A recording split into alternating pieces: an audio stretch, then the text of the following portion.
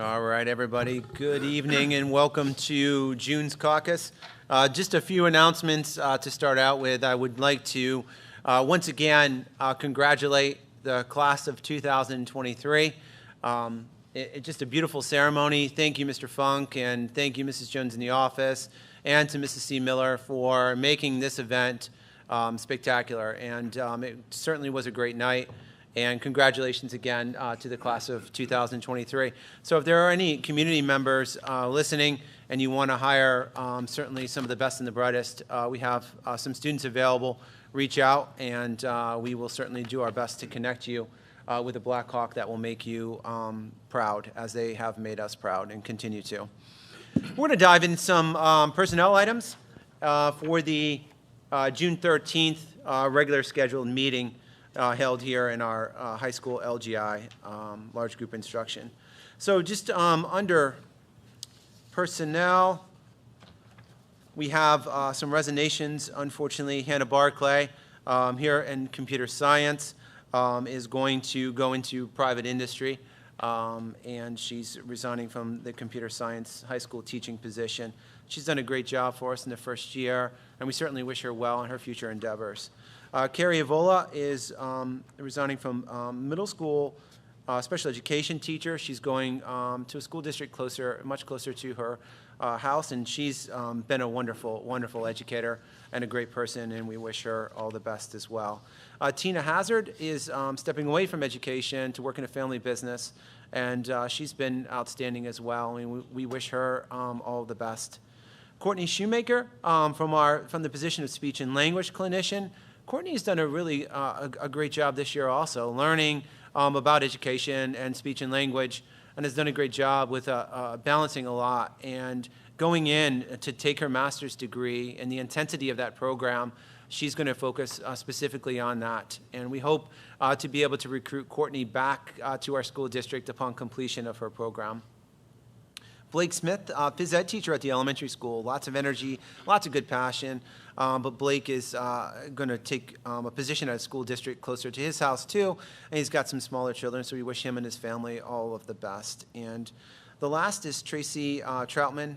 She's resigning from the position of PIMS Coordinator, Community Relations, and Tracy's done an excellent job. A lot of what I'm going to show you has been a result of some of her hard work. She's done a great job of working in our with our PIMS data, has done a great job of publications, done a great job of really rebranding who we are as a school district. So we will certainly miss Tracy. She's going into finance and working at a small practice and firm in Harrisburg. So she certainly is always welcome here. So we'll try to recruit her on some committees and some meetings and some other groups and still try to get her involved, and I'm sure she will be. Under retirements, we have two amendments to retirements. Our first amendment is Abby Foy is going to amend her retirement from September 1st to August the 28th. And Denise Boaz is going to amend her retirement to September 8th of 2023. And that's really exciting for us to continue to have as much knowledge from Mrs. Boaz and collect that knowledge that she has. And really that's going to help under employment. We're super excited to also welcome Elizabeth Battisti, from Duncannon, just down the road, to be our new elementary school nurse. And she comes with a plethora of nursing experience and really a welcoming person and professional. So we're excited to welcome Elizabeth and excited that Denise will have some time to continue, to mentor her and help her, along that transition. Elizabeth certainly knows nursing, but the school nursing realm is a little bit different, and certainly that transition is going to be helpful. And we're excited to welcome Elizabeth Battisti to the Black Hawk community. We're excited to welcome Sarah Hauk. Sarah has served in the capacity, she's a graduate of Susquenita University and lives here in Duncannon, and she's been volunteering with our softball team. So it's good to welcome her to our elementary school. We have an amendment, Stacy White of Duncannon, to amend from Master Step 9 to Master Step 10. There was a year that we should include in there, so there's just an amendment to that on our agenda. Some substitute support staff, Savannah Meyer, substitute custodian, Courtney Neal, substitute custodian, recent graduate, and Aaron Reifsinger, also a recent graduate. They're going to help us out in the substitute capacity. We're excited to welcome Michelle Lentz from position of custodian to become our head custodian at the middle school. So she's done an excellent job, and we're excited that she's taking on that leadership role. And we have our new wrestling head coach recommendation is William Prince. And William comes with years of experience. He's a local community member here within our school district as well, and has experience coaching at both the younger levels and the high school levels. All right, that circles up resignation, leaves, and transfers. Any questions on that at this time? All right, we are going to transition into the multiple agenda items that we have for June's upcoming board meeting. First, we are looking to appoint our student representatives for next year. Leah Alwell, she'll be a senior, and Madeline Wilson is our junior representative. So we are excited. In August, we'll get a chance to meet our two student reps, and they will continue the great work that Taryn and Leah have done last year, and those that served prior as well. Finance will go through treasurer's report and payment of orders, and Mr. Holmes is going to talk about some of those finances here in just a couple of moments. We have payment of July bills in the event we decide later in the agenda to cancel July's meeting. That gives us the authority to pay those bills and authorization to move forward to do the finances that we need to. We are looking at the general fund budget. We'll ask for a motion to approve the 2023-24 general fund budget, totaling $36,426,198.31, including tax rates, which this includes no additional taxing from this board at this particular time. It does involve, and I'll get into this roughly in a couple of moments after we get into the annual report, but it's the rebalancing associated with the State Tax Equalization Bureau. We'll have the homestead farmstead resolution for those who qualify under that as well, and the value per homestead. We are looking to authorize the purchase of cafeteria equipment through CoStarz, PEPM, or KPN. We, and Mr. Holmes will explain this a little bit better than I will, within our cafeteria fund, there is a certain amount of money that we can only carry for X amount of time. And then we must utilize that particularly on the cafeteria. So there's some pieces of equipment that need to be replaced within all three cafeterias for efficiency and updating, and we're able to use that funds within that for that particular purpose. We are looking to do a motion for our liquid propane bid, and we are still currently finalizing those bids at this time, and a motion to approve workman's compensation insurance renewal with UPMC WorkNet Partners, and to approve Mr. Holmes as the binder signer for the coverage. A motion to approve Mr. Holmes to make budget transfers as part of the year-end financial statement audit, and we'll have a full report of budget transfers upon completion of the audit. Appointment of district solicitor and special counsel. Excited to once again have Dan Altland's name on the agenda for approval to being our district solicitor. His rates will not increase as per Dan. Looking to have Carl Beard from the Beard Legal Group. His rates, there's no increase to his rates as well as special counsel for any events associated with labor. And Stock and Leader for special counsel, in particular special education services, and their rate did increase $10 per hour for partners and for associates. We're looking to approve independent golfers. We have 5 independent golfers slated for next year, so that's exciting as well. And going through, we have a litany of contracts which are pretty standard for this time of year, including the Capital Region Partnership for Career Development, which is $3,850. And this Capital Region Partnership for Career Development allows us to participate in lots of professional learning for teachers. It allows us to connect in with other school districts. There's pre-apprenticeship and apprenticeship programs that gets us involved in as well, and just a tremendous amount of learning opportunities. And we've been a part of that for, I believe, close to 4 years thus far.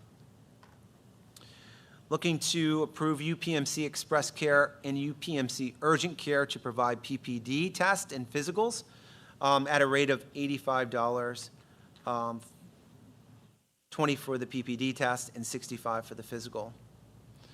We have a placeholder in place for our athletic training services, as we are still collecting that information as we speak from going out and collecting information pertaining to athletic training services for next school year.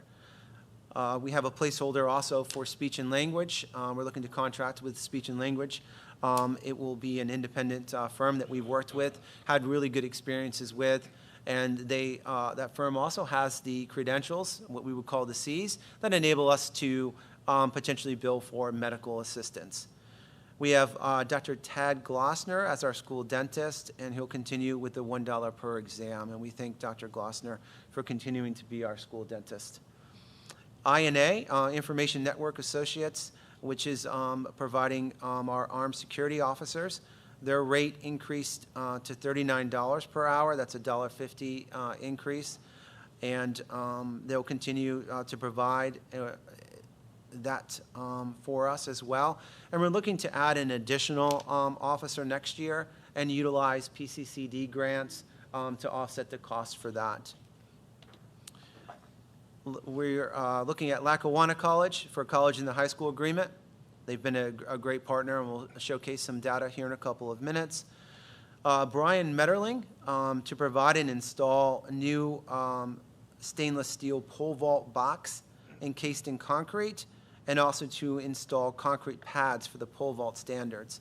So in our current pole vault area, the box where the plant is, what's happening is it's too close to where the pads sit, and it forces the pads to be almost in lane 1. So that box needs to be moved back so the pads can sit where they're supposed to properly be placed. That keeps it off of lane 1. And then the standards themselves need to be, in accordance to the National Federation of High School Standards, needs to be anchored into concrete. Question, does this guy know what he's doing? Has he done this before? This individual is a certified track installer. Okay, that's what I want to know. Yes. Okay, good, because I know you have to meet certain standards, and whoa, Yep. we get out there, we have it messed up, yeah. Dr. Rubish, he's the individual who was at the state meet handing out information. Okay. Yep. Okay, thank you. He works for a larger company and does some of the smaller jobs individually. News story to provide extended school year services for 1 student. Pinnacle to be our school doctor and provide services for the 23-24 school year. Yes. Yeah. School doctor, what did they do? We have to have a What's school physical? doctor. Certain times students need physicals. Okay. That may not go to their own private practice. We also need school doctors in order to provide certain scripts for us for certain things we have to keep on hand. So they provide that, and sometimes consultation as well. Okay. I just didn't know who was getting these physical examinations. I believe it is certain grade levels. I want to say 11th grade is one of those years. It might also be grade 6. Yeah. Okay, cool, thanks. River Rock Academy for the reservation of 3 secondary slots and 2 elementary slots. This year we moved away from being independent, and we've moved into a Perry County consortium. Being in a consortium not only drives down the rate per day for us, but it also allows us to broker. If we don't need that particular spot, but let's say another school district within Perry County does, we can give that slot up to them. If we find ourselves needing additional, we can ask for one for them, and the rates stay the same. So it gives us some flexibility and some fluidness within there as well, and continues that partnership within our county. United States Fire Insurance Company for sports and student accident insurance. There's a 2% increase to this broker. Vista School, one student for the 23-24 school year at a total cost of $64,678.59. The Vista School? Oh. Yep. And we have occupational therapy services for independent contractor of Mrs. Joanne Zahn. So again, the Vista School tuition for one student is $64,000? That's correct. Why is it so high? The specialized services that and the related services associated with the needs for that particular student who's attending.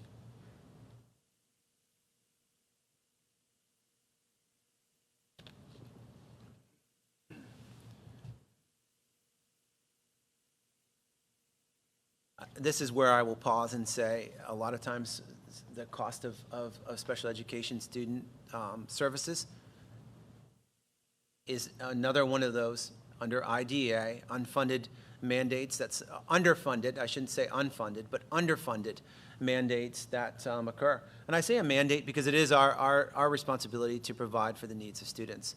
And in this particular case, this is the best placement at this time for the student. And just pardon my ignorance on this. So it just in generalities, not regarding this student, because I of course don't know who the student is.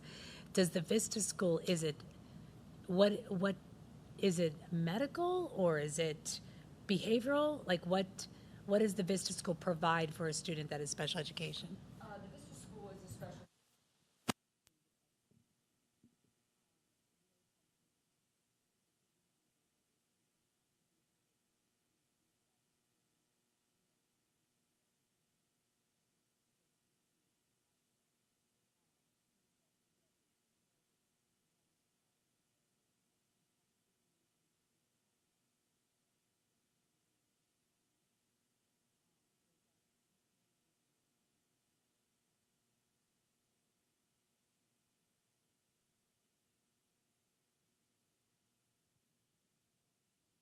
We have some policies, a policy for first reading, 218.1 of weapons policy, and to approve second reading of the following policies, policy 11, principles of governance, and policy 828, fraud.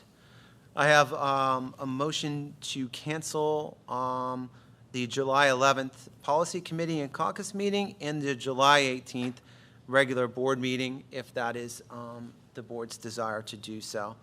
The Discipline Committee recommendation to approve recommendation for student 1,109. And we also have some disposition of items. We have metal frame cloth seats that are old at the elementary school, some old dictionaries, some old textbooks. One thing I am appreciative of is we are getting rid of stuff, utilizing storage space differently and beginning to be able to clean out things that are no longer being used. Math, some old textbooks, some old algebra textbooks as well. Again, with some math books, wooden desks in a cabinet that were once in a nurse's office at the middle school, and some Spanish textbooks that are outdated and not used as well. We are looking for a possible sale or disposition of a 4-in-1 weight equipment rack for the neck that was actually in storage and not used. An arm press. What was the last item again? A 4-in-1 weight equipment is basically used for the strengthening of the neck. Okay. I've never used that piece of equipment, probably should have, but certainly have not. The other is a 3 Yamaha D85 keyboards with no stands, and some old Spanish textbook material, geometry textbooks, and some old PSSA outdated material at the high school as well. And that rounds out agenda items for June's meeting. Any questions on agenda items? I will now turn it over to Mr. Holmes in review of finances, sir. Good evening. Congratulations to the girls softball team. They did finish up their season, and they had a great season, so congratulations to those girls. Revenue for or through May 31st, $33,796,274.10, represents approximately 91% of our anticipated revenue for the year. And our expenditures through May 31st were $35,992,156.96, represents 85% of our anticipated expenditures. Some items for the board's consideration. As Dr. Fox had mentioned, we will have recommendations for the purchase of cafeteria equipment. Some of those pieces of equipment would be steamers for the high school, new ice machines, also the refrigeration systems for the coolers in the high school. The process would be after we receive your recommendation or your approval, we would then go to the Pennsylvania Department of Education for their approval, and they have a Buy American philosophy, and we'd be required to put those items out for bid. Additionally, we would ask that the board allow us to write off bad debt in the amount of $15,332.03.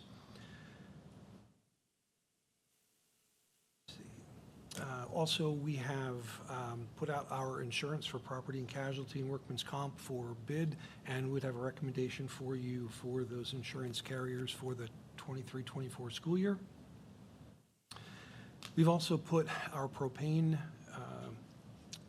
purchase out for bid, as well as asking for the potential purchase of the tanks. At present, we do not own the tanks, and therefore, by law, we are required to only purchase propane from the company that owns those tanks. So we're looking into purchasing the tanks, and through that purchase, we would then be able to go out on an open bid for the purchase of propane every year. That will definitely allow us to get apples to apples comparisons. Owning those will be a little bit of a first-year dent, but the cost of savings, without it being tacked on to that 55,000 gallons of liquid propane that we use annually, will be certainly yielded probably close to a year and a half, if not fully in 1 year. The business office is transitioning to digital storage. We're going to begin with the 22-23 school year, and then we're going to work backwards through previous years. The digital storage will help us. It will ease us with the looking up of information for grants that we have, and the submission of documents for the grants, and also for our upcoming audit. And we're also preparing to close out the year, preparing our financial statements, and preparing for the audit. Dr. Fox and I met with our new auditors, and they seem like they're excited to work with us. We're excited to work with them, and we're going to begin our audit process the first week in August.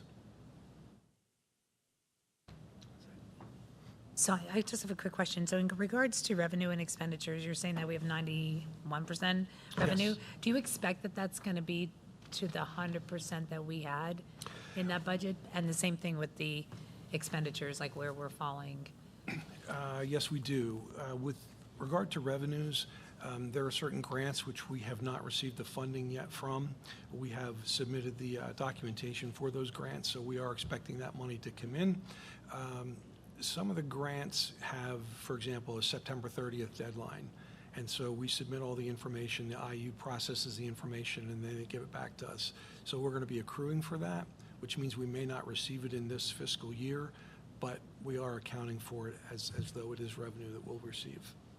And how about expenditures? I know there was talk that we were going to be not as drawn out as we originally anticipated with that budget. Are we still at that We're point? anticipating that the deficit will be somewhere around 1.3 to 1.4 million, which was less than originally anticipated when the budget was passed last year. Okay. But not significantly. So I think what needs to be noted is, once we get that actual audited number, what we can do is take a look at our budget prediction of where we thought we would use fund balance to where we end up. And that number is going to be tighter than previous, because we're trying to budget as much actual as we can. No, yeah, I knew that. But I remember when Pete was here, he was expecting, as you're saying, that we were not going to be as deep into the deficit as we were. Is that still on course to be the case? It sounds like it is. Yes, there are several things that have happened throughout the year, or at least since I've been here. Our anticipated revenue from the monies that we do have in the general fund, we have them invested. Interest rates are now close to 5%, so that's significant over where it was last year. So we have seen some additional increase in revenue, which results in a decrease in the deficit. Okay. Okay, good. Thank you.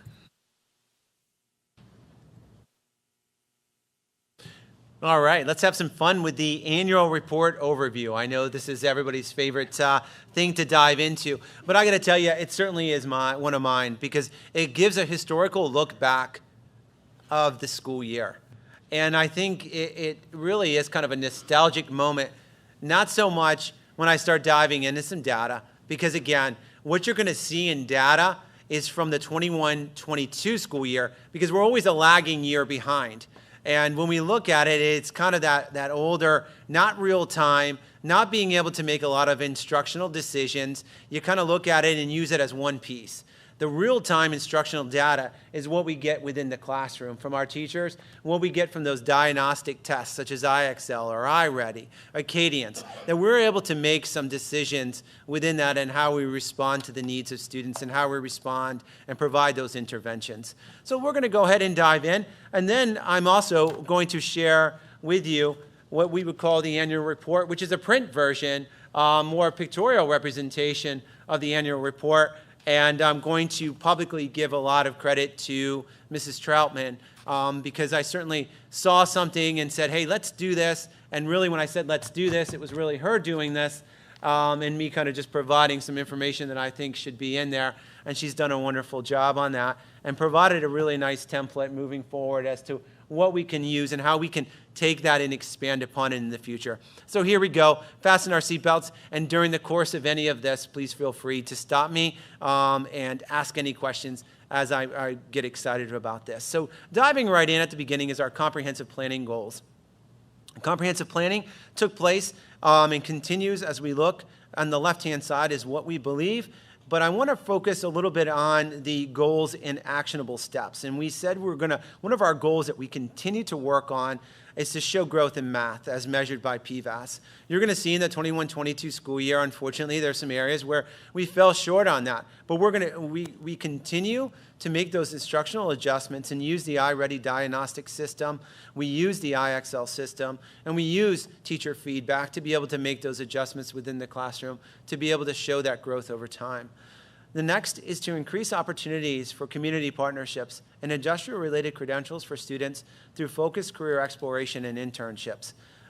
This is a really exciting step because we continue to provide our outreach to our community in various different ways and through various different organizations and partners and enhance different opportunities for our students. The next is, I'll talk about our Portrait of a Graduate, which I think ties into this goal. I think as we continue to look at our cooperative education program and really kind of refreshing that cooperative education program at the high school, as we continue to look at how we provide those experiences for students, not just, the students also who are needing life skills training, and we provide those opportunities within the community for that. And our partners throughout to come in and to visit our schools, to see our schools, and to be a part of that. We continue to develop our strategies and programs to assist students under IDEA and make PVAS growth. And we develop those through opportunities for co-teaching, right? How do we create that least restrictive environment for our students and providing that co-teaching model where students have that ability within those classrooms to have their IEP individual instruction plans met, and at the same time in that least restrictive environment. The power of a good co-teaching model is really harmony between two teachers that can bounce ideas off of each other. It's really a cool and powerful teaching opportunity. Next is our Portrait of a Blackhawk Graduate, and we went over this, so I'm not going to spend a ton of time on this, but I'm excited about it because now it's taking the POG and taking it into a pictorial representation. Now the hard work starts, right? It's taking it out into the community. So throughout our co-op experiences, throughout our partnerships with communities, partners, how do we take this out and how do we live it and how do we breathe life into it. And the work we're already doing curricular-wise breathes life within this portrait of a Black Hawk graduate. Black Hawks will be persistent and resilient, strong communicators. They'll be personally responsible. They'll be innovative, and then they'll be engaged citizens. So all of these are well beyond just what we would call the standards.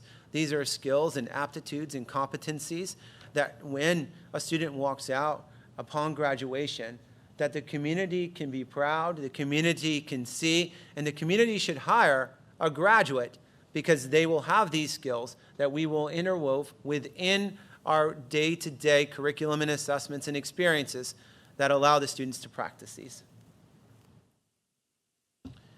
All right, we're going to dive first into, we'll do descending order, and we start out into elementary school.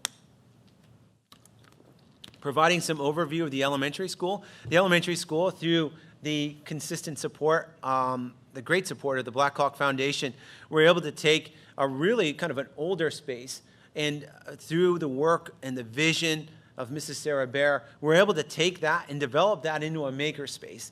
And that enhances the 4 C's of communication, collaboration, critical thinking, and creativity. And it's so cool to see the students within that space to be able to experience that. And again, Mrs. Bear has done an excellent job, and she's done some teaching and some professional learning and faculty meetings within there, and we're going to continue to make it, that space, a continual classroom for students to come in and experience. Early Birds and STEAM experience, summer experiences, that has been a great year 1, year 2 coming up. The feedback you heard from Mrs. Bear and that feedback you heard from Mrs. Perkins, their passions. STEAM night, community night for parents, part of that community partnership.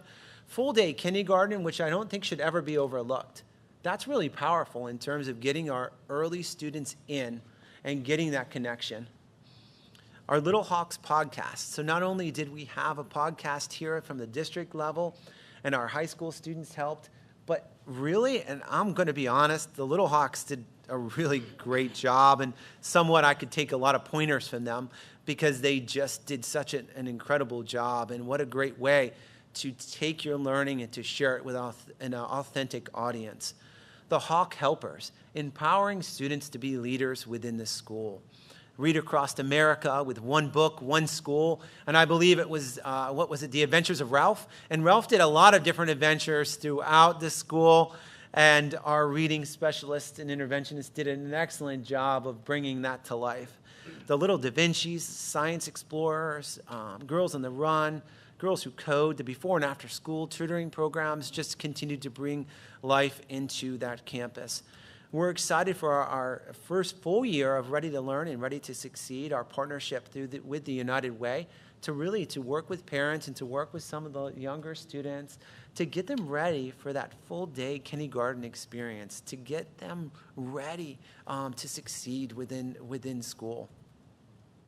The Big Brothers, Big Sisters mentorship program, and Mrs. Sarah Predrick should be given a lot of credit for that, taking that on and bringing that back to our school district, bringing the students down to the elementary school.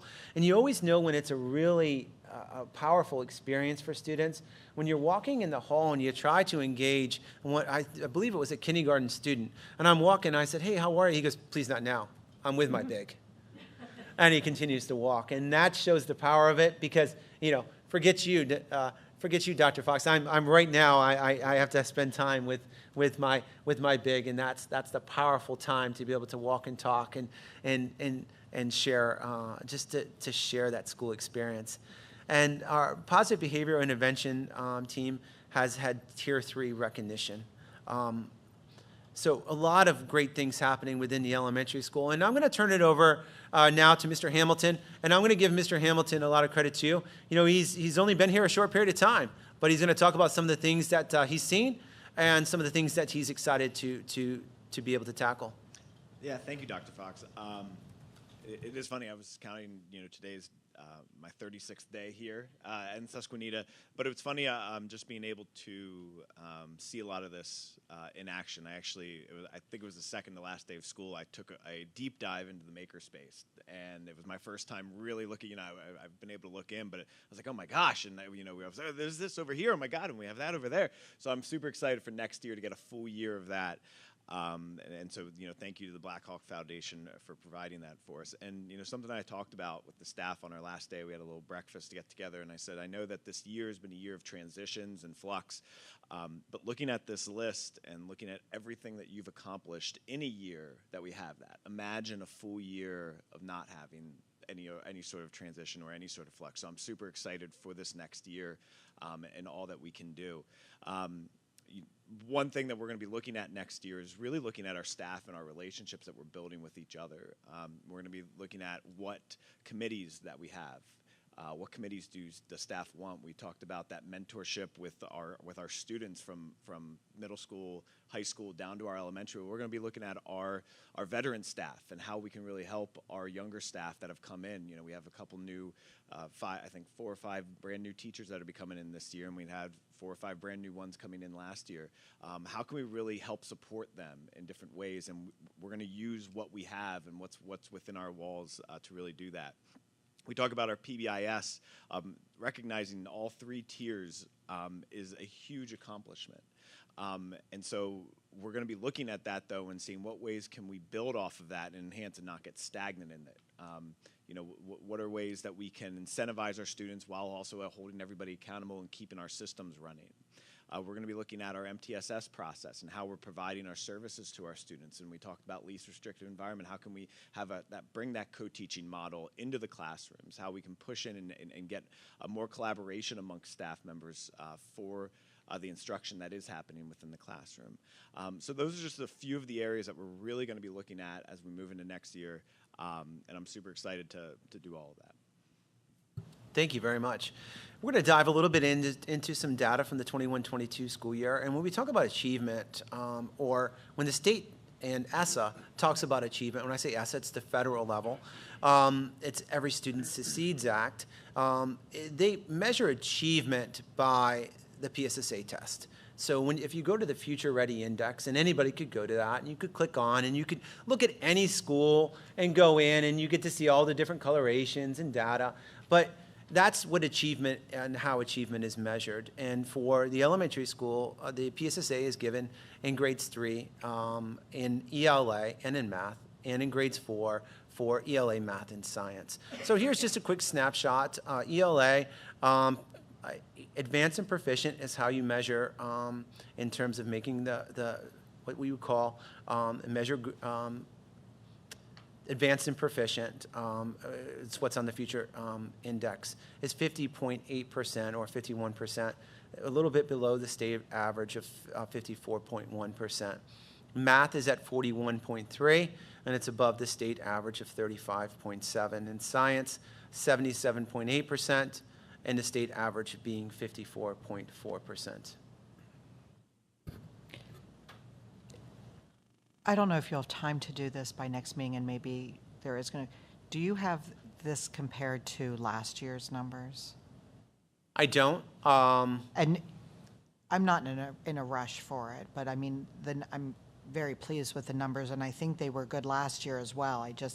Anytime that we can look at, that historically we've been good, it's always interesting to me. So I don't need it anytime soon, but if that's something that... So this data is last year's data, because this year's data won't come out until... Yes, I mean the year before. So we reviewed it last year. No, but I think that our numbers, even with COVID, I think our numbers were good. Some of the data was insignificant because of not being able to test, but I can certainly try to truncate and show a comparison between the two. I think some of our numbers were really strong too in PVAS when we looked at certain areas of PVAS, which is that growth area. Okay. Absolutely. And I might be confusing things. Maybe it was some middle school numbers that we had for something different last year. I'm not sure. But anytime that we can see, we've been strong for this many years, or this is where we saw the bump, something like that. I'm always interested in that. Thank you. Absolutely. The other thing kind of dovetailing with that is and it could be a different school, but I was thinking historically, our ELA used to be above state average and the math was not. Now, I'm excited to see that math is, and I don't know, maybe I'm thinking, but because the math PSSA test was always pretty, in the newer version, pretty challenging, if I recall. And so I just think that's great. I just was wondering if that was if my memory was correct. Yeah, I think you'll see that flip-flopped here in a couple slides at some schools as well. I think it's very difficult because, again, when we say take this test, let's picture this. You're used to going into a classroom, right? And you're used to the classroom sounding more like a construction zone. There's action going on, the teacher over here doing this particular center, and then students moving over here and doing a rotation, the students demonstrating and the students talking. Now picture a standardized testing environment. Everything that was in that room is now removed. Those beautiful, colorful times that the teacher spent putting up and spending time building and making that environment warm is now stale and stagnant. And we have kids sit there for hours in an environment in which they can't talk, they're in rows, they have to, now, it's very procedural based. And they can't ask their teacher for a question. They can only ask for clarification on a particular, it has to be they can't ask a question on the question. They can only ask, is this the stopping point? And we have to kind of point to the board where the information's on there. So everything's very rigid.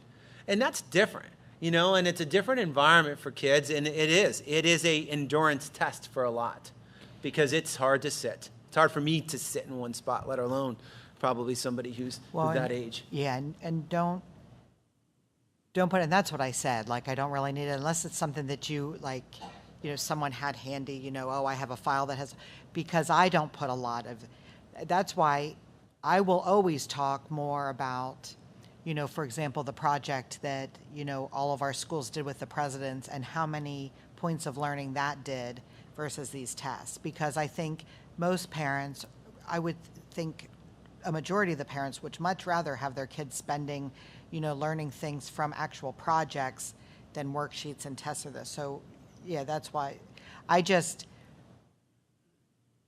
anytime we're better, I just like it to be noticed is really what I was saying, not Oh, absolutely. that I put a huge amount of stock in the test. No, I appreciate that. And we have that data that's available, and we can grab that for sure. And taking a look at PVAS growth is the growth standard, right? When you look at 50 is considered the baseline, and usually at that point you're not making progress or you're rescinding. You look about 70, you start saying you're on growth or you're about where you should be. 80 and starting to get into the 90s, you're making significant growth. Above 90, what we would call, and if this was color, would be dark blue. That's where you're making more than 1 year's worth of growth over time. So you're really making multiple growth opportunities there for students. And here, when we look at the elementary school and PVAS and ELA, they have a 99 growth pattern. So when we go back to the particular slide here of 50%, we're growing students.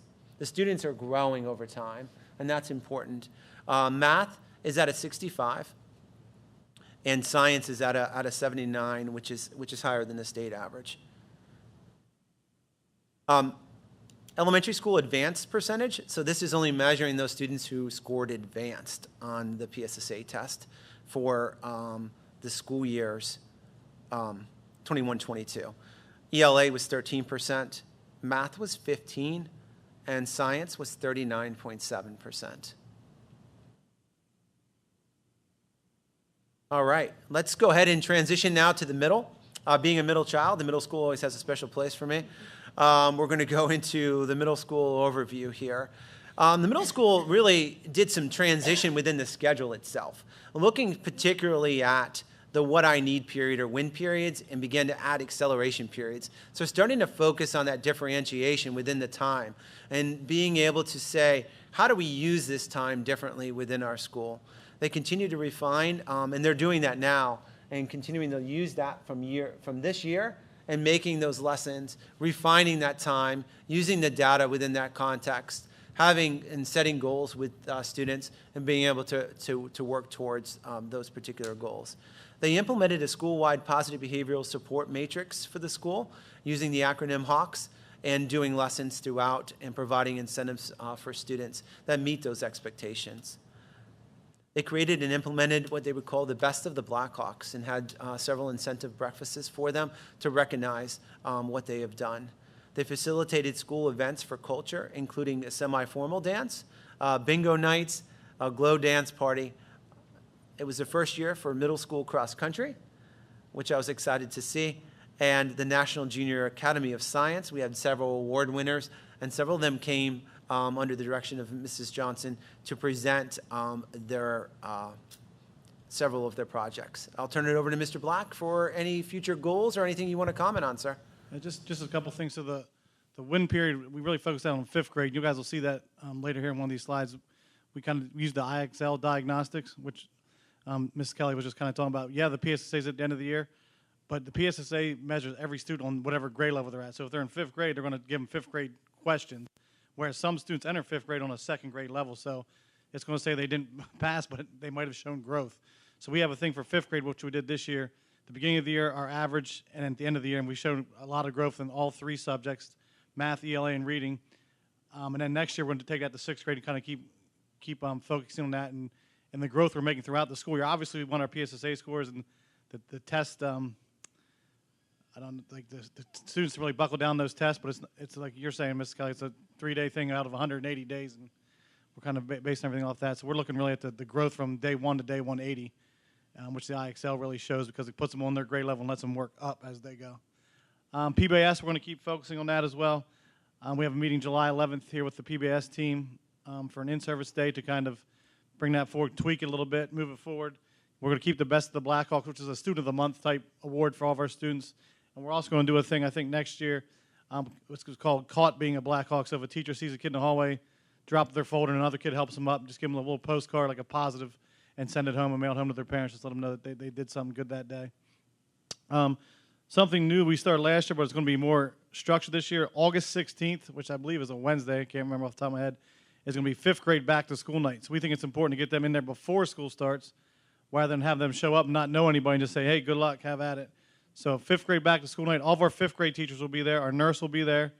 Our counselors will be there, and Mr. Ward and myself will be there. So a student, at least when they come into the school the first day, they'll have 4 familiar faces, and when we go upstairs and see their teacher, they'll have a 5th or a 6th one as well. So kind of ease their stress and anxiety a little bit and get them in there before the school year starts. Mr. Ward's working with a back-to-school night committee for the 6th, 7th, and 8th grade back-to-school night to make that kind of more interactive instead of more and less like structured. After you go through the 5th grade one, you pretty much know the school and kind of make it more interactive. Working with Ms. Bressy this summer, we did it last year with the co-teaching model. So we have co-teaching in all 4 of our grades now, which has really cut down on the class side and the learning support contained classroom and gives those kids that don't need the contained classroom but aren't ready to go on their own yet, that in between, and hopefully get them up there the next grade level to be in the regular ed classroom settings. So that's just some things we're going to work on over the summer. Like Dr. Fox said, just take our schedule, and this will be the first year I think it's kind of been the same, and just tweak where we need to instead of doing a whole revamp every year and kind of get everybody in a groove. Thank you very much. Diving into some middle school achievement from the 21-22 school year. You'll see ELA at 54.7%. Math, unfortunately, at 21.6%, with the state average only being 35.7%. I'll be quite honest with you. If I gave a test as a teacher and only 35.7% of the students did well on that assessment, I would probably look at that assessment. There's no probablys. I would. Science, there's 47.9%, and the state average being 54.9%. Moving on to PVAS growth, ELA was at 50 and math being at 50. So we know there are some areas there where we want to meet the students and we want to continue to grow the students. And this is from the 21-22 school year. Science is at 71 as a standard growth measure. Moving on to this year's data. This is from the 22-23 school year. It's a middle school IXL data. So if you look at the baseline under the first column under ELA, this is our current fifth grade students. They came in with a baseline of 393 for ELA, English Language Arts, and they ended the year at 539. So that means within that, they grew 136 points. The same you'll see with reading at 410. The end of the year, 542, with a growth of 132. Math at 387 coming in, exiting at 547 and 160. And again, using that time within the WIN period with the teachers providing lessons, not just providing the use of this diagnostic tool and the assessments of there, but the teacher providing context and follow-up lessons as we continue to see that diagnostic growth for students. Let's take a look now and moving along with high school. High school is the Apple Distinguished School for the fourth time. That's an outstanding achievement and an outstanding collective achievement for our high school principal, for the team, and the common factor that we have for all 4 years being Mrs. Christine Matosh. New courses for the 23-24 school year: AP Computer Science A, Topics in Computer Science, Architecture, Drafting and Design, Home Maintenance, a course I should probably attend, General Psychology, Spanish 5, History and Culture of Spanish Countries, and Innovation and Creation. All of these are once again looking at opportunities for students, and based upon student feedback, teacher feedback, and that growth of that course catalog. Dual enrollment in college and the high school classes continue through Lackawanna College and Harrisburg University. This year, we saw 67 students complete 120 courses. We have cross-district internships with Big Brothers and Big Sisters collaboration and other collaborations as well. We had students work at Nutrition Inc. and others throughout the district. Question on the Spanish 5. Do we still just have the one Spanish teacher here at the high school? We have a teacher also, Mrs. Frederick, that teaches a couple sections of Spanish as well. Okay, thank you. Yep. And I'm going to now toss the hot mic over to Mr. Funk. Thank you very much. Dr. Rubies, just to follow up on you, yes, Mrs. Pedrick, who's hired as our family and consumer science teacher, is picking up the Spanish 1 classes from Mrs. Epley that enables her to open up this class. We offered it a few years ago, but our Spanish numbers have increased, and we had to sort of do away with it, but they want it back. The students want this back, and so Mrs. Epley will be bringing it back. And matter of fact, she's leading a crew of 30 students and chaperones to Puerto Rico next week. So I'm anxious to hear the stories on that. So that'll be quite a trip with that. So in addition, the one big thing we had a lot of great things going on at the high school, and those highlighted up there. Our college in the high school program, I hear so much positive feedback from neighboring schools that I think it's pretty amazing how we'll have students graduating high school with over a semester, 2 semesters done. Some have over 20 credits, and that's all through the implementation that we did working with the board to get this into our schools and at the reduced cost. And now we have students that are searching for colleges who are going to accept the most dual enrollment college and high school credits. And that way they're definitely getting the bang for their buck. Okay, sorry, Mrs. Kelly. Additionally, we're really working next year to develop our career and internships. Mrs. Gail Murray did a great job facilitating them across district and a few off campus, but we're really targeting those seniors who they've met most of their academic coursework and are going to be better off going out into the workforce for internships part of the day, and we're working with developing some relationships in the area with that to happen. So there's some exciting things coming down the line at the high school, and I'm looking forward to the future with that. Since you kept looking at me, because I was thinking of talking and I wasn't, but I figured I would. I think it's great, and I have been speaking to a lot of parents, and most colleges that I'm hearing are accepting these classes. especially the ones that are in class. I'm not hearing as much, I don't know as much about the ones that are offered online because Lackawanna also offers online. But most seniors that I'm talking to are past seniors that have taken these classes. They have transferred to almost all the colleges that they've gone to. And I'd like to, at some point, kind of hear like the math numbers for both the middle school and the high school, because realistically, we have middle schoolers that are taking geometry, which is a college and the high school class. So we are with like Trinity and some of these, private schools where now that we have this implemented for a couple years and we have these kids taking geometry in the middle school, we could have kids graduating with 60 credits. So they could have an associate's degree by the time they graduate, which is amazing that we're able to do that. So great job to everyone that's been doing that. And the other thing that's kind of on here, but I was talking about it this weekend, and I think we should be really proud of what we did, is offering the jobs after school to the students, helping with the janitorial staff and everything. Because the neat thing is, it really takes out one of those things that makes it hard for kids to get a job, which is having a car and stuff. And by letting them do the activity bus and giving them that experience of an interview and all of these things, it's a really nice thing that we've done. And I think you guys do a great job, and I just wanted to say that. Thank you for mentioning that, and I will point out the 2 initial student custodians who we hired last school year, who worked all year, worked all summer long, worked during the school year, are back for their second summer cleaning in here for us again. So it's a great opportunity for them. And they work hard. There's no question. They absolutely work hard. Looking at some high school achievement measured by the Keystone exams. The Keystone exams are end of subject tests. In ELA, where there were 61.9% proficient or advanced, which is above the state average, and the 21-22 school year of 54.1%. Math was 49.4% as measured after the completion of Algebra 1. 35.7% was the state average. And science, 42.7%, a little bit below the state average as measured in the completion of the biology exam. A couple, if I may, Dr. Fox, a couple Absolutely. comments.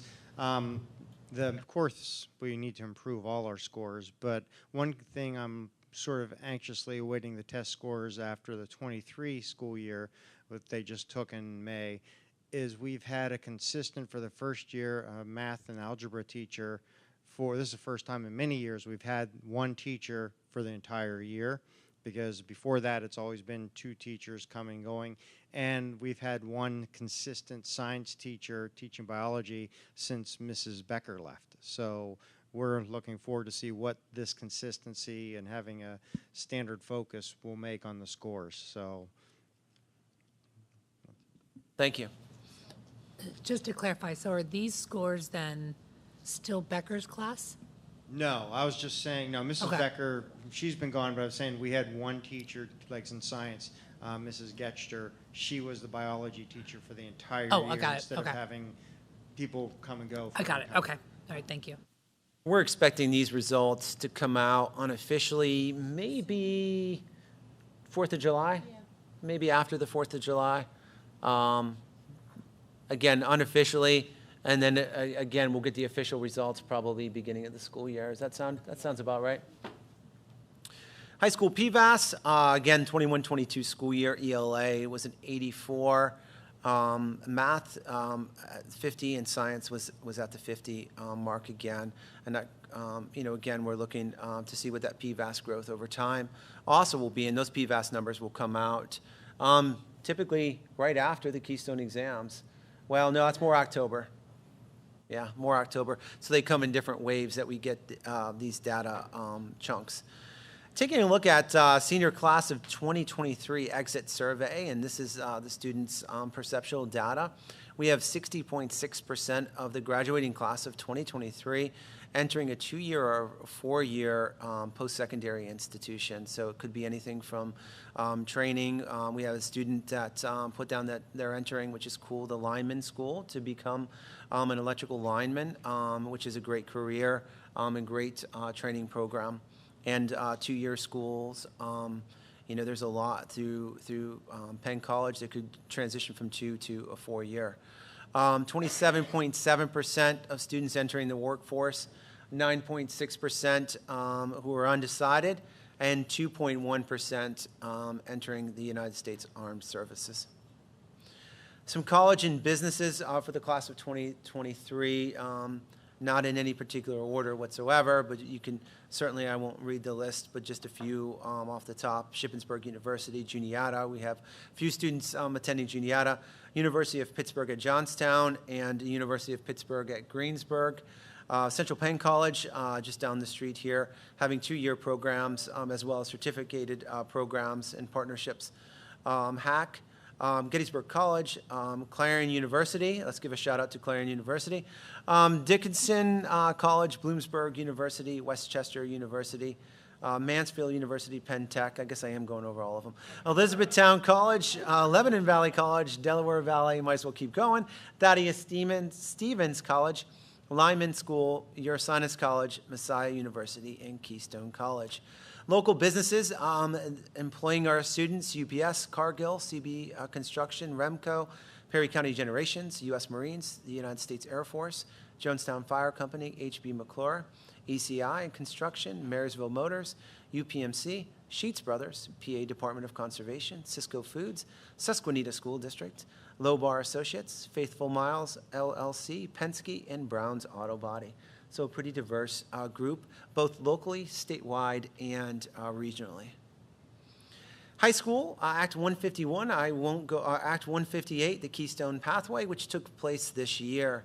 This was, again, another pathway if a student did not score proficient in Algebra 1, Biology, or Literature. This pathway was pretty much a choose-your-own pathway, or we could say choose-your-own adventure, as we really was a learning experience for all of us. And our school counselors, Mr. Funk, Mr. Page, Mrs. Bressy, Ms. Snyder, Mrs. Mott, our incredible team that worked with the students to figure out which pathway the students need and what is their best decision.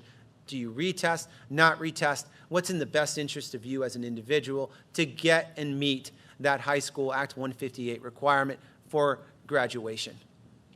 And this was the first year it was required, so prior to the start of school year, we broke down all the Keystone data to see who made it outright, and then you sort of go to the next step.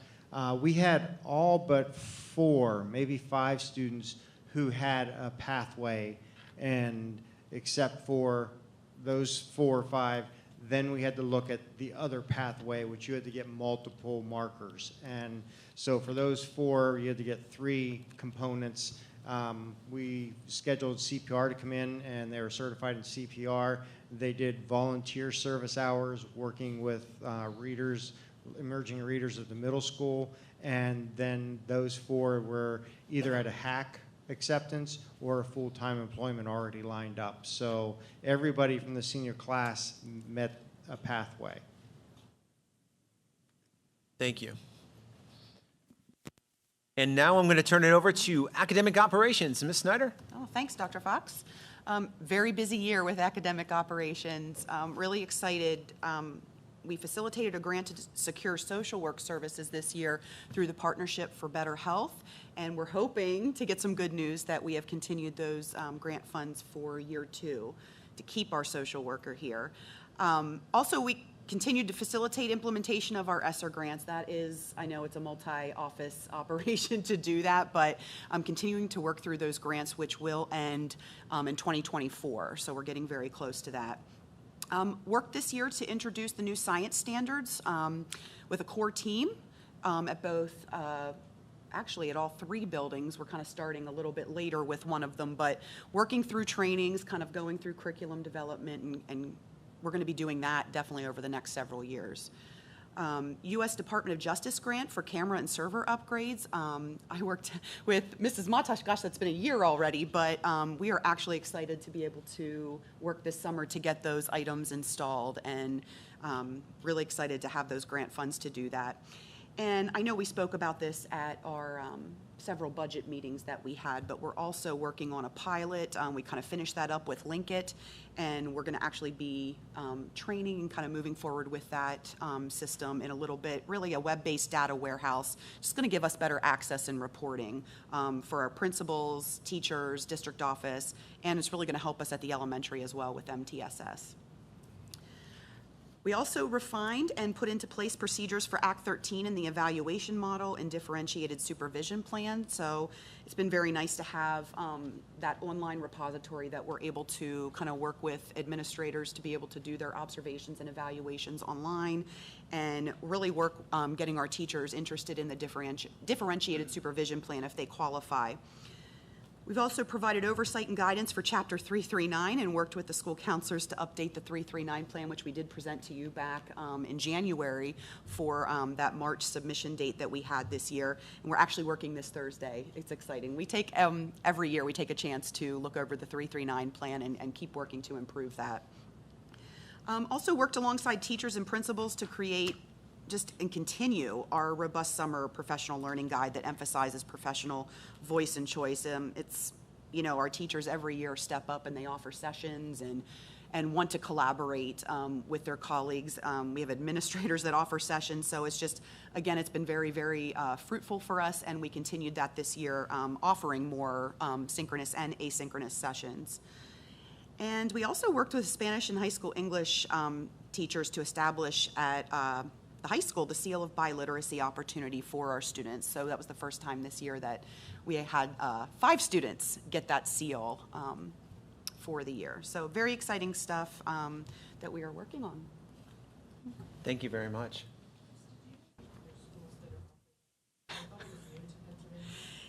So it was the spring of '22 that Pennsylvania approved the seal of biliteracy and sent out a toolkit that districts were able to use. Now, I know that it was in place before, though, because like schools like Dallastown, there's been several that have run webinars that you've been able to watch, and if you wanted to move forward, they would help you with that.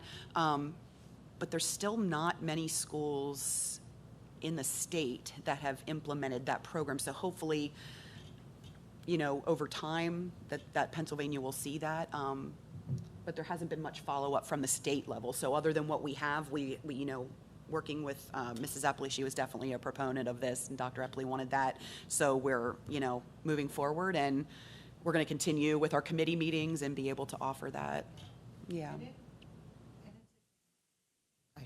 Christine will be yelling at me because I don't have my mic on. It's a shame that you don't hear more about it. I mean, even, at our level. But the reason I asked is I didn't think it was very big because, John and I were just at dinner a couple weeks ago, and no other school mentioned it. So there's not, there were no other schools in central Pennsylvania at the dinner that we went to that mentioned it. Well, when Trinity gets it, we'll hear about it. Well, I think it shows, again, the passion of Dr. Epley and coupled with being able to have an English passionate teacher as well, and Mrs. Petro, who were able to work together. Absolutely. Because without that connection and that synergy, it wouldn't have happened. And without Ms. Snyder's leadership to get this going and to move it along and really research what was on PDE SAS and asking those questions and getting all of that information, application, committee meetings, et cetera. So getting that to roll fast was awesome. Well, and especially, when you're saying spring of 2020, of 22 and stuff. I mean, it was amazing. Well, thank you very much, academic operations. And now we're going to switch over into communications overview. And again, a lot of what we talk about is the power that really was demonstrated by the position that Mrs. Troutman held, and really the work that she's done. Communications, though, isn't just one person, and I want to emphasize that. Communications, what we do, each of us, time and time again, the interactions that we have in the community, the interactions that we have with each other, how we carry ourselves and what we say about our district and what we believe. But in order to, again, send some information out to the community, we did News from the Nest, which was monthly podcasting. And for me, it definitely got me out of my comfort zone. Talking isn't one of my favorite things. But it allowed me really that opportunity to work with several outstanding high school students. And it became a lot of fun for me to, I'm sure they had a lot of fun making fun of me and some of my New York accent that came out during that time. But it was a lot of fun, and hopefully it provided some good information to our community as well. Our annual report that we're presenting now, but also the annual report that we will demonstrate and share with you here in a second. That's a print version that we will also have available. We continue to use and monitor what was called Peach Jar, and Peach Jar is available right now. And what this does is any community organization that gives and sometimes will say, here's a stack of flyers, will you hand these out? And that takes a considerable amount of time for our office staff to be able to count them out and put those in mailboxes. Only if you're anything like me as a student or my own, hopefully he's not listening, my own son, because it goes into this backpack. And this thing must just eat stuff, because it just goes in there and never comes out. And those flyers never go home. Well, with Peach Jar, a business or organization or community organization can upload that themselves. If you're for-profit, there's a small fee. If you're not for-profit, there's no fee. And you can subscribe, and it digitally goes to you and your device. So no longer does it go into that black hole of a backpack. We continue to support athletic signings, press releases that occur, upcoming and enhanced website that right now Mrs. Matash is spending a tremendous amount of time on. Our district app that will come out from the website as well, that will come out later, that will be available on Google apps and Apple app as well. And new messaging service for the 23-24 school year that will allow us to continue to push out notifications. Business operations overview. Again, you can piggyback on anything I'm saying here as well, but preparing for the 23 audit is always certainly a lot of work that goes into play there as well. We're finalizing the fiscal year 2024 budget. For the first time last year, we added fund balance designations for cyber charter schools, future debt service. We continue to monitor our summer projects that we're doing right now, and we'll get into those projects a little bit, but it's the ongoing support that our business operations provides overall to all of those contracts, all of those vendors, and ensuring that everything works within, has as much synergy, and, has as much fluidity as possible. And we're continuing to look at our energy savings. We look at future projects that could yield a return of energy savings for our district. We're looking to partner with our new auditor, continuing to have conversations with them, meeting and starting that work in early August. Mr. Holmes and his staff are reducing the business office paper, allowing to have electronic storage and access through a platform through CSIU, which is our current software system. That's going to allow us to be able to queue up information quickly and to be able to work expeditiously with our auditors as well, to be able to give them information in as much real time as possible to allow that process to be streamlined and allow us to also queue different documents as well to be able to do some further internal controls.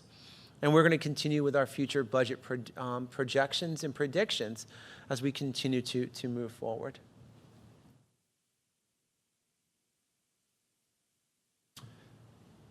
Just wanted to say that the business office is fortunate to have three ladies who work there, Ms. Pinson, Ms. Feltenberger, and Ms. Wiesen, who are hardworking, they're professional, and they really carry the brunt of the business office. So a special thank you to them for what they do.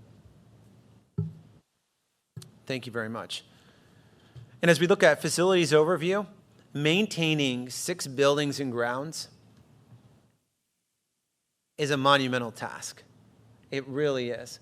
Being able to make sure that they're operational, that everybody has what they need on a regular basis is incredible. So we have 3 buildings. We have our alternative ed building, right, as well as it houses our director of maintenance.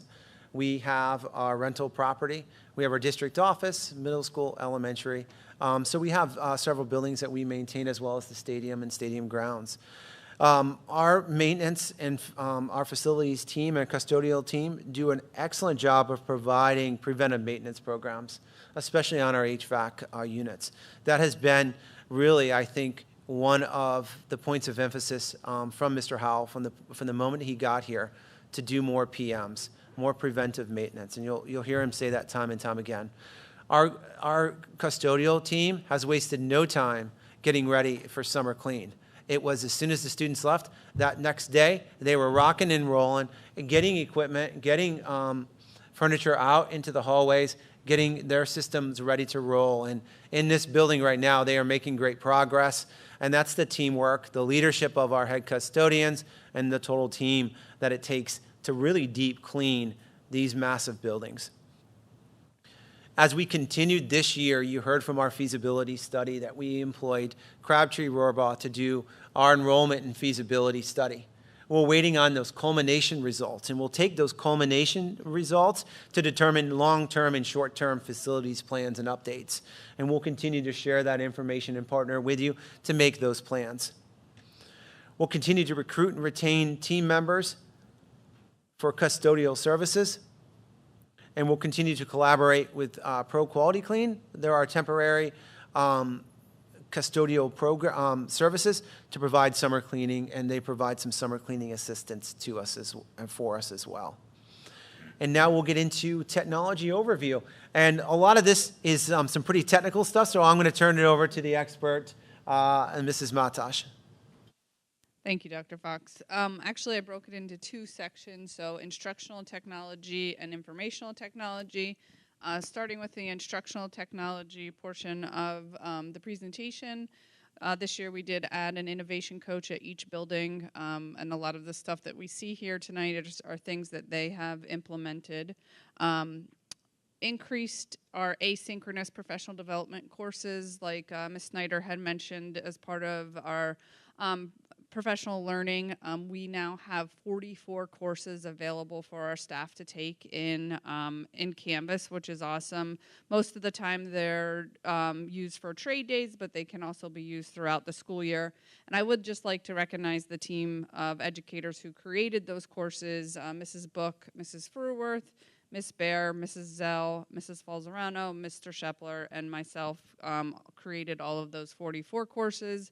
And they range from anywhere between 2 to 6 hours of information. So while it takes a teacher 2 to 6 hours to take it, it takes a lot longer to create those courses. So kudos for all of those educators who created them. Our coaches and some other educators in the building held monthly lunch and learns and breakfast bites, technology professional development sessions. We had a fun activity, I think this year, a technology integration monthly challenge where our educators were challenged to complete a couple different monthly challenges, and then they were given a little prize if they completed it. They were able to do asynchronous learning. They could attend Apple events online. They were able to post on social media, and we held a competition between the 3 buildings, and the high school teachers had the most participation. So nice job to the high school teachers. We held an Apple Distinguished School visit at the high school. We had educators from across the state come and visit and see the wonderful things that are happening at the high school.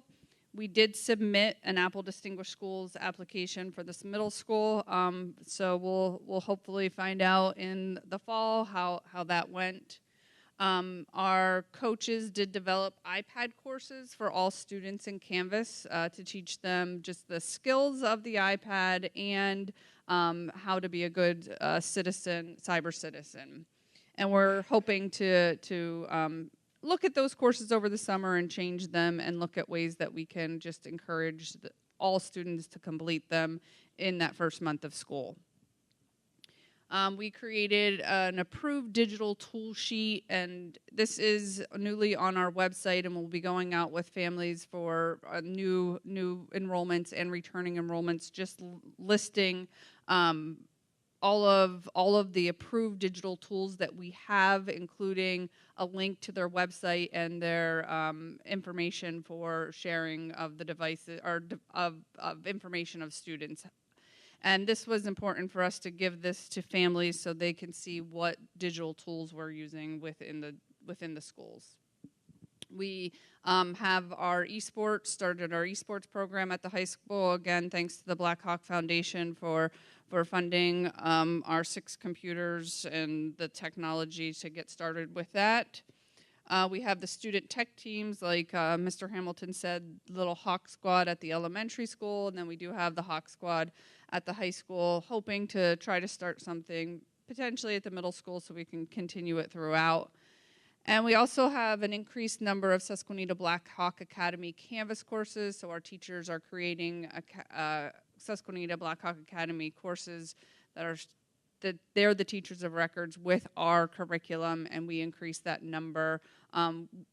We have, and after the summer, we will have, I'm pretty sure, all of our major subjects at the high school with those, plus some electives available for students.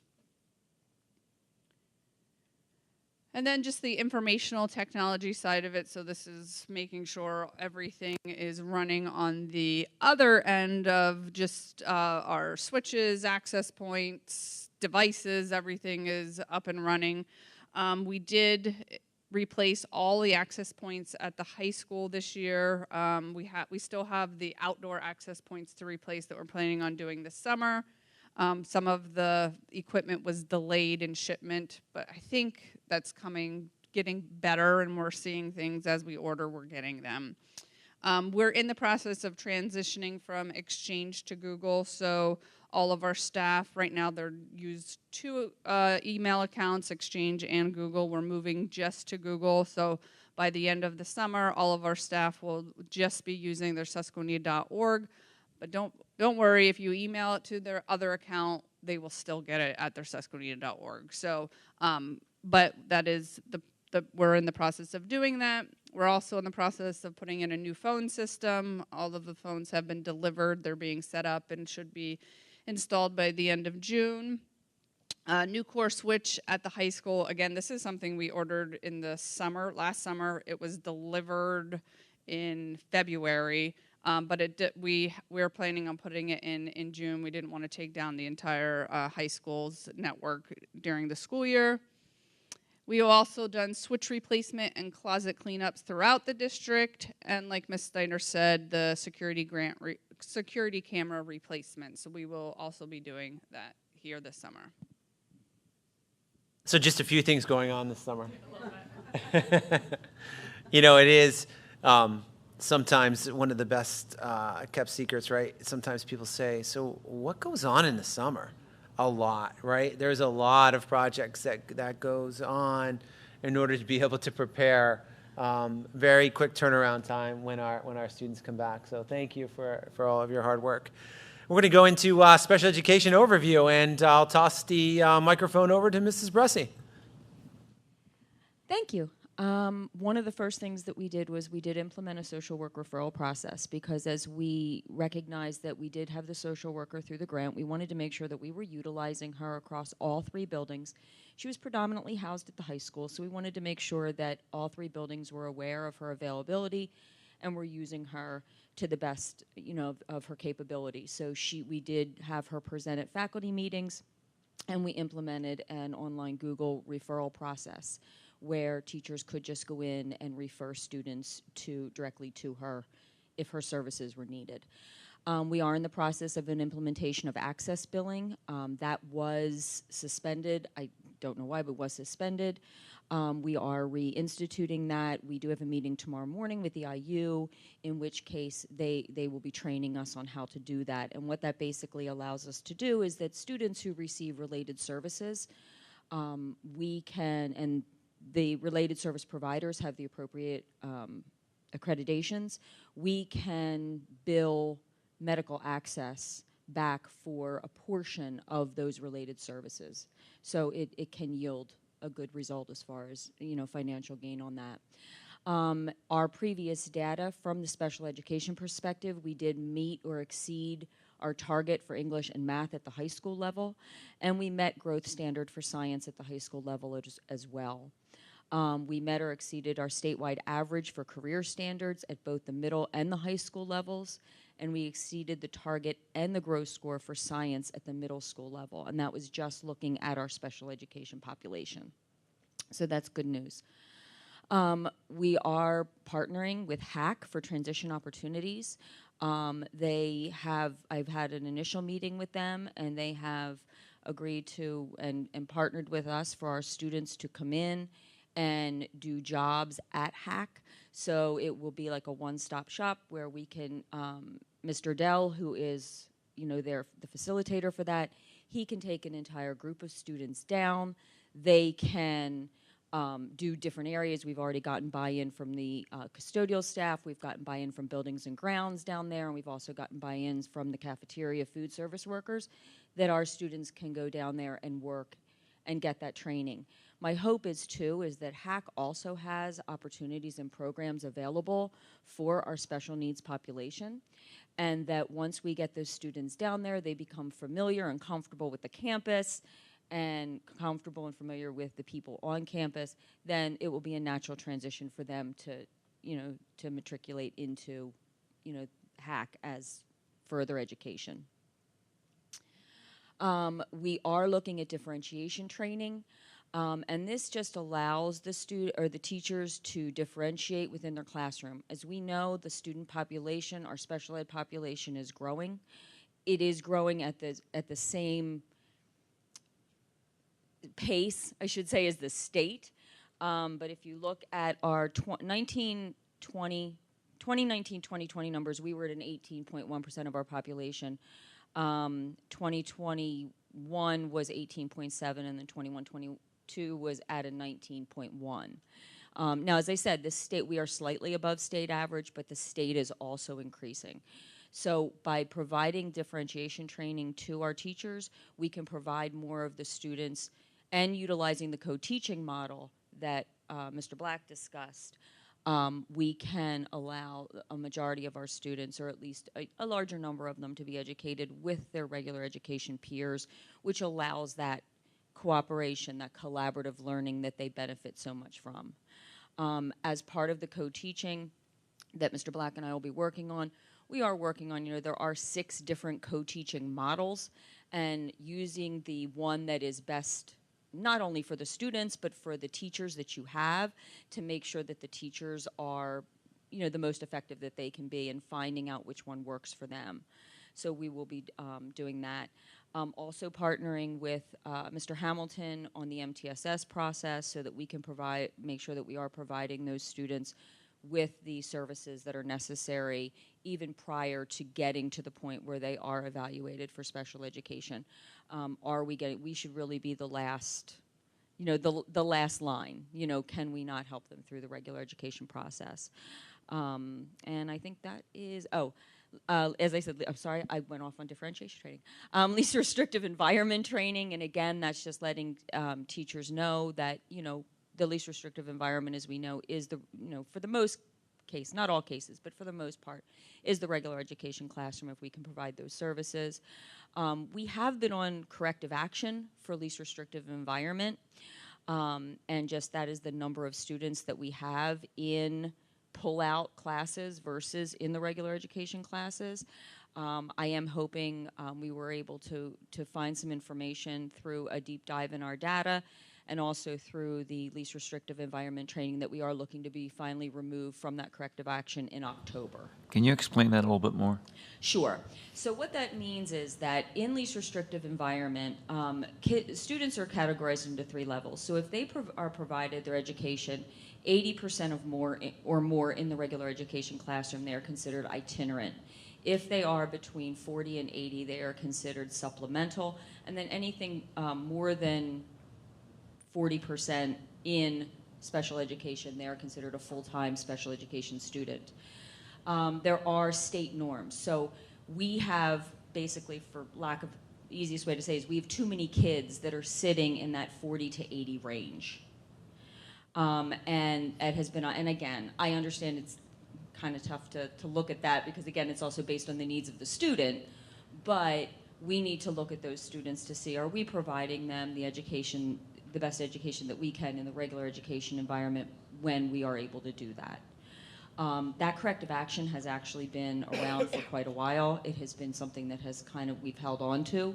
So I'm really excited that hopefully we can get that, come out of that in October. I'm just going to make a comment here. Sure. I never understood this stuff.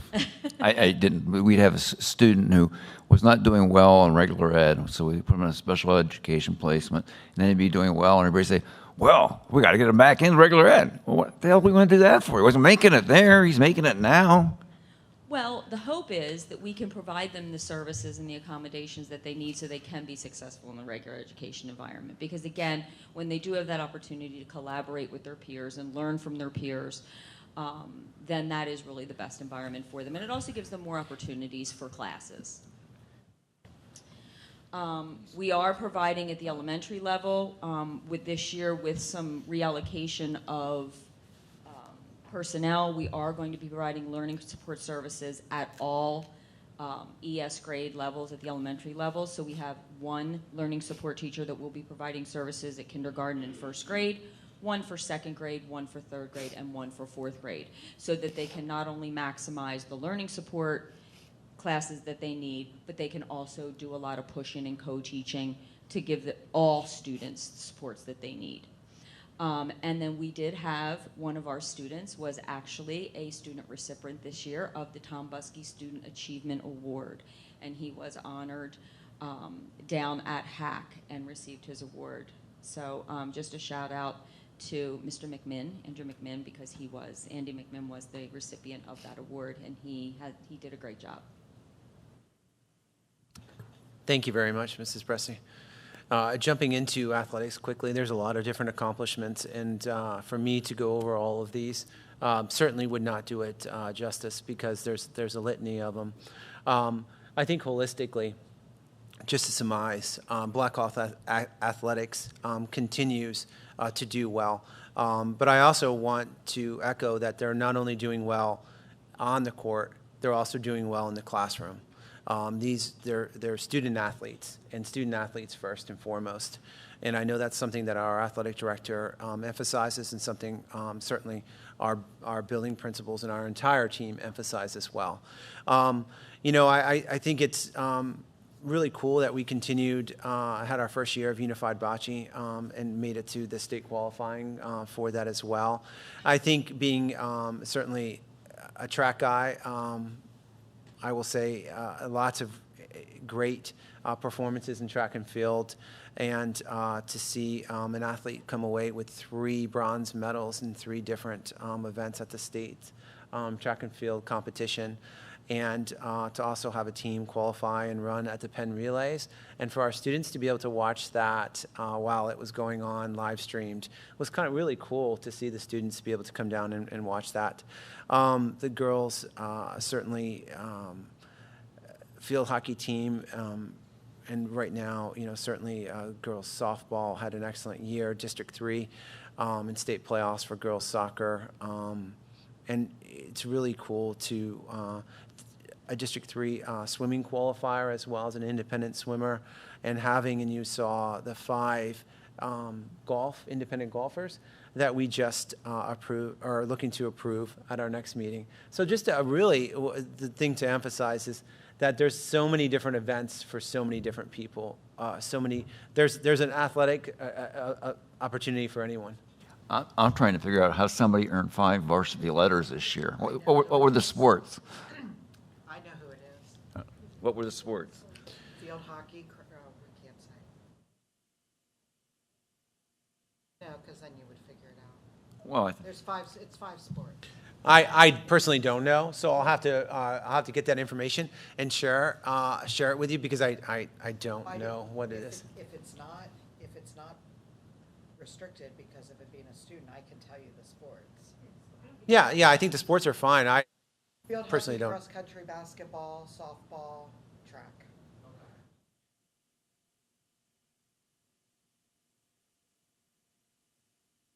Real slacker in the winter, huh? And Yeah, she should have done. real quick, as we finish up our annual report, the one thing I do want to highlight here, is that it was a total district effort to host, as we look at partnerships, the Area M Special Olympics track and field competition. That involved maintenance, custodian, that involved Mr. Funk, that involved middle school, elementary school, operations, Mr. Quigley, just fire police from Duncannon, Penn Township.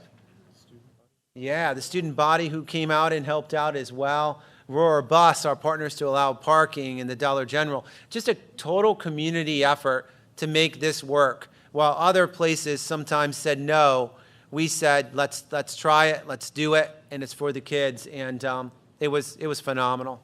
It was really a great event. So moving forward, I just wanted to show this picture really quick. Because, you know, we talked about standardized data, and we talked about PVAS growth. Well, there is no standard student. I love this quote that was here. This is from Dr. Brad Johnson. There's no standard student. Every student and every child has talents, passions, and the potential to certainly be amazing. And that is our job, is to develop and to allow those talents and those passions to come to fruition. And our teachers and our staff and our team does a great job at that. So a picture is worth 1,000 words. Here certainly is the middle school and some pictures that I was able to save throughout the year on my phone, and I wanted to show and showcase. You'll see at the top the 2027. This little indentation was something Mr. Black and Mr. Ward made.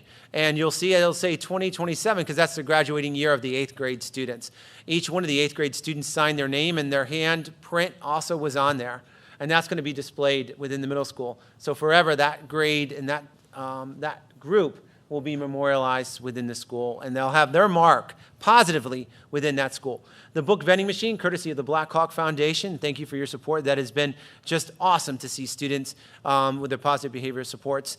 The best of the Black Hawks. Students here are using the hallway to do some measurements of the solar system using toilet paper. I love the creativity.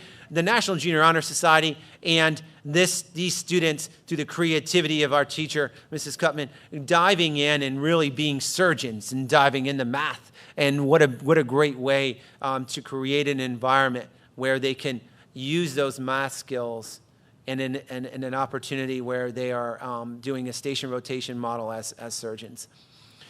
Diving into the high school here, you'll see what better way to do an authentic audience and an engagement activity is here for the student performances at the end of the year. This was an amazing performance that was led by students. Amazing talents musically of our students. The bottom is National Honor Society. The little bag is just a picture of Black Hawk Brew, and that's, again, for our students. The students deliver it. They serve coffee throughout it and deliver it to multiple teachers throughout it. So thank you, Mrs. Krismer, for all that you do through the school and for our students. You'll see Mr. Funk here in the corner recognizing the seniors here that have earned distinguished honors for multiple years throughout their high school experience. In the corner here, you'll see this was like a book tasting for 9th graders. I believe it's Mrs. Petro and then some of the 9th grade English language arts teachers utilized the media center and did these displays and allowed other students to come through and see what those representations of their books, kind of active book reports, if you will. And at the bottom was science teacher Mrs. Washington bringing out the use of solar power. So not only did they have to build these solar cookers, they had to cook some food. And it was a day, that was on Special Olympics Area M Day, and I don't think it was fully sunny, and some picked some food that I probably wouldn't eat. But nevertheless, there were some that really shined that day as well.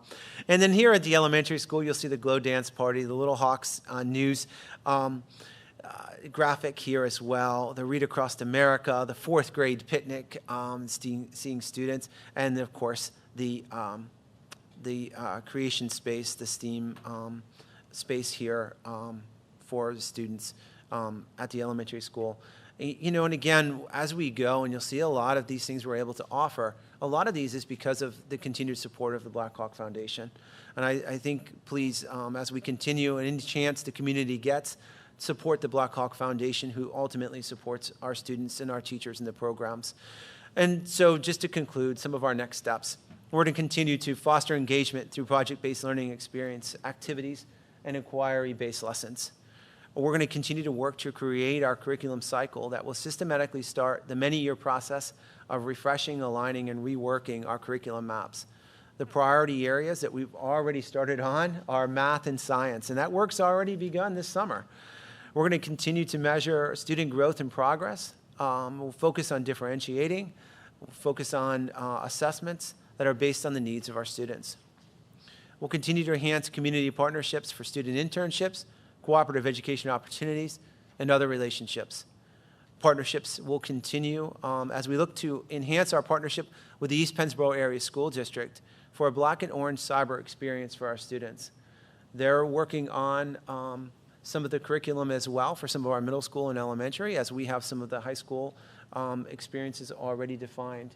And we're going to continue to partner with them, and they'll utilize some of our curriculum and some of our teachers, and we'll work as a partnership to continue. Certain work is best done in collaboration rather than in isolation. And our special education partnership with the Harrisburg Area Community College. And once again, through the committed efforts, we'll continue to enhance facilities, making sure that they're safe, making sure that they're welcoming, and making sure that they're conducive to learning. The print packet that you have is, if you want to pass that down, I'm sorry, is the print version of our annual report. So I'm going to take about an hour and a half maybe now if I could, and I'm just kidding. I'm just going to fly through this relatively quickly. The first is a welcome from the superintendent, myself. That was a younger picture that we found, digitally enhanced. There's a podcast powered. It talks about our podcast through the school year and our students and some of the college and the high school dual enrollment programs, our graduate profile as well, and a great picture certainly of the senior class. It's good to showcase and highlight some of the amazing accomplishments that our educators bring in and day out. Dr. Epley being WITF 2022 Teacher Impact Award winner, Mrs. Sarah Bear in the STEM Makerspace, Kristen Davis, and working with the Black Hawk Foundation to secure our book vending machine, Mrs. Mary Ellen Brown and Andrea Fisher, of taking on and being the leaders to promote bocce for Unified Indoor Bocce for our school district, and Kyla Falzerano and Taryn Shepler in being distinguished educators through Apple. Mr. Sharowski and Mrs. Flowers for their competitions and winning first place in several band and choir competitions through Music in the Park. Mrs. Matosh and Mrs. Troutman for being a award merit at the PA School Public Relations Association Excellence in Communication for their welcome back video. Mrs. Barclay and Mr. Fleischer for their work in building the esports computers. Mr. Caraher for Best High School Concert Band at adjudication this year, as well as Mrs. Weaver for their adjudication of the West Side Singers first place in high school mixed choir, best overall high school choir, and superior rating that they received for West Side Singers. And this is just a pictorial representation and showcase to once again memorialize all of the hard work that was accomplished throughout this year. Any questions on either annual report? Is that all we did? There is a lot more, isn't there? And to be able to just, I would say, truncate it, there's a lot. And this is just a sampling. And you'll look at this annual report does not have athletics. This is just, you know, kind of some, it's hard to get it down into a readable version for sure, because it could be several pages. All right, let's take a quick breath and let's dive in. And I want to be mindful of time and just really talk a little bit again on our final budget. As we look at the last time to review our budget for June. What I'm not going to do is go over every one of these 58 slides. I want to just kind of focus a little bit on a couple. And the one I want to focus on is our preliminary budget overall.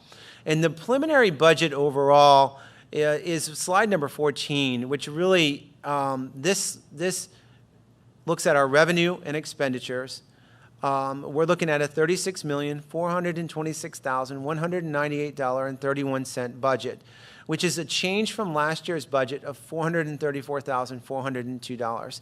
That's pretty incredible considering inflation and the rising costs of a lot of different things. So we are controlling costs, I believe.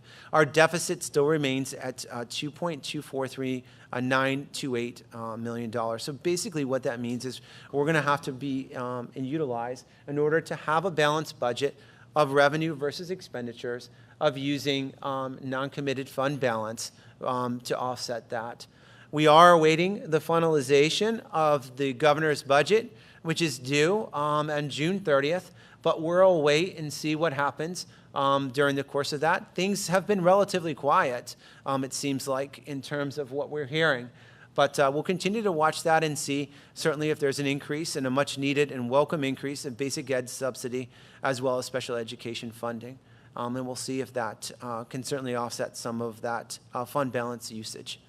And then we'll continue to look at future projections when it comes to the needs of the school district and continue to ensure that we don't dip in to continued fund balance use for long-term planning. That is kind of the Reader's Digest version of the generalized budget for 23-24. Pardon? Yep. Yes.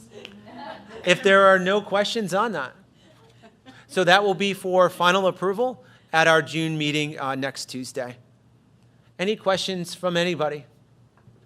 Any comments from the public? Any comments from anybody at this time? Yeah, I have 50-50 tickets. You want to buy them? Please support us. We need the support. People say it's a lot of money, $100 for 50-50, but you have to look at it as a donation to the foundation. You know what we do. It's for our kids. Why wouldn't you do it? Thanks.